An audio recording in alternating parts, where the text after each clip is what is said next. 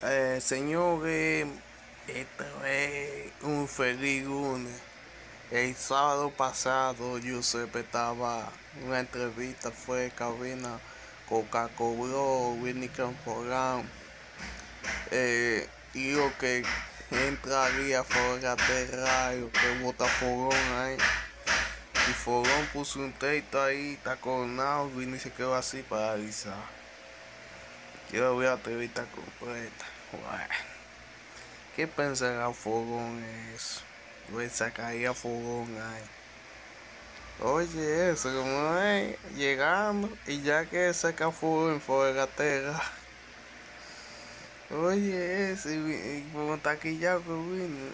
Bueno, yo con Winnie, como está botando talento así, hechazado, un bote basura. Para mí que sí.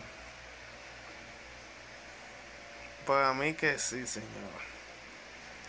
Nada, hablamos el próximo Farándula Deportiva. Bye bye.